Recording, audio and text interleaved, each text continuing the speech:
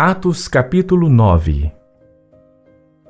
E Saulo, respirando ainda ameaças e mortes contra os discípulos do Senhor, dirigiu-se ao sumo sacerdote e pediu-lhe cartas para Damasco, para as sinagogas, a fim de que, se encontrasse alguns deste caminho, quer homens, quer mulheres, os conduzisse presos a Jerusalém.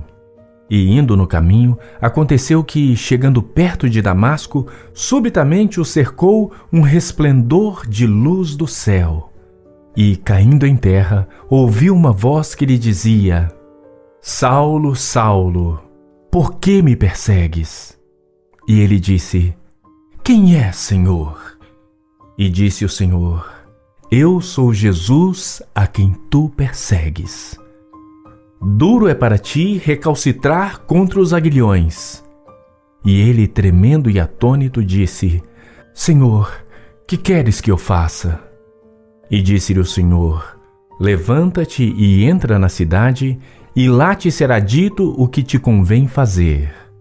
E os homens que iam com ele pararam espantados, ouvindo a voz, mas não vendo ninguém. E Saulo levantou-se da terra e, abrindo os olhos, não via a ninguém. E, guiando-o pela mão, o conduziram a Damasco.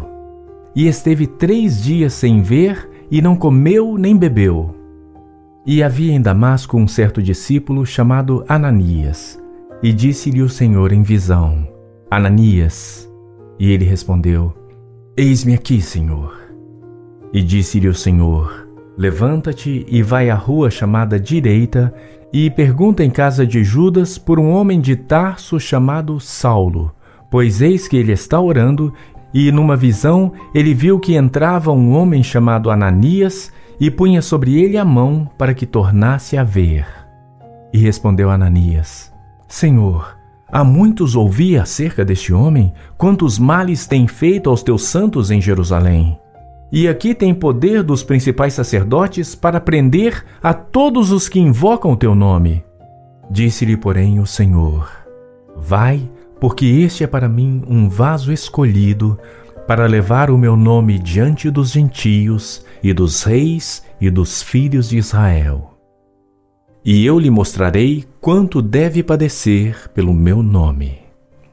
E Ananias foi e, entrando na casa e impondo-lhe as mãos, disse: Irmão Saulo, o Senhor Jesus, que te apareceu no caminho por onde vinhas, me enviou para que tornes a ver e sejas cheio do Espírito Santo. E logo lhe caíram dos olhos como que umas escamas, e imediatamente recuperou a vista, e levantando-se foi batizado.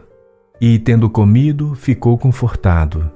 E esteve Saulo alguns dias com os discípulos que estavam em Damasco. E logo nas sinagogas pregava a Cristo, que este é o Filho de Deus. E todos os que o ouviam estavam atônitos e diziam: Não é este o que em Jerusalém perseguia os que invocavam este nome? E para isso veio aqui, para os levar presos aos principais sacerdotes?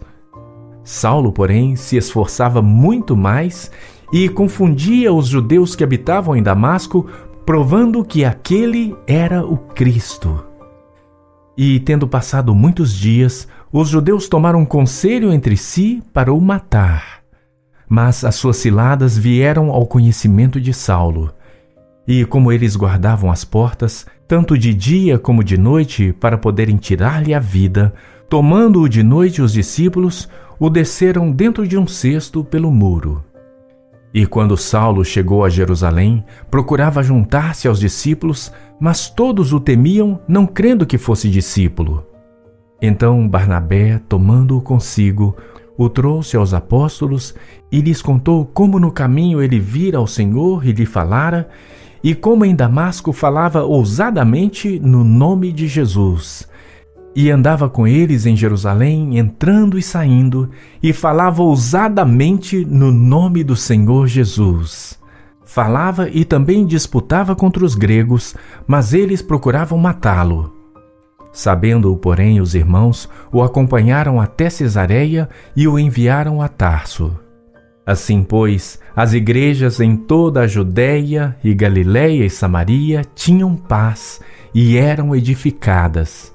e se multiplicavam, andando no temor do Senhor e consolação do Espírito Santo. E aconteceu que, passando Pedro por toda parte, veio também aos santos que habitavam em Lida. E achou ali certo homem chamado Enéas, jazendo numa cama havia 8 anos, o qual era paralítico. E disse-lhe Pedro: Enéas, Jesus Cristo te dá saúde. Levanta-te e faze a tua cama. E logo se levantou. E viram-no todos os que habitavam em Lida e Sarona, os quais se converteram ao Senhor. E havia em Jope uma discípula chamada Tabita, que traduzido se diz Dorcas. Esta estava cheia de boas obras e esmolas que fazia. E aconteceu naqueles dias que, enfermando ela, morreu. E tendo-a lavado, a depositaram num quarto alto.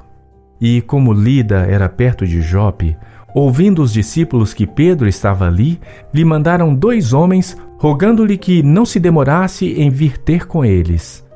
E levantando-se Pedro, foi com eles. E quando chegou, o levaram ao quarto alto, e todas as viúvas o rodearam, chorando e mostrando as túnicas e roupas que Dorcas fizera quando estava com elas. Mas Pedro, fazendo sair a todos, pôs-se de joelhos e orou. E voltando-se para o corpo, disse: Tabita, levanta-te. E ela abriu os olhos e, vendo a Pedro, assentou-se. E ele, dando-lhe a mão, a levantou e, chamando os santos e as viúvas, apresentou-lhe-a viva. E foi isso notório por toda Jope, e muitos creram no Senhor. E ficou muitos dias em Jope com certo Simão Curtidor.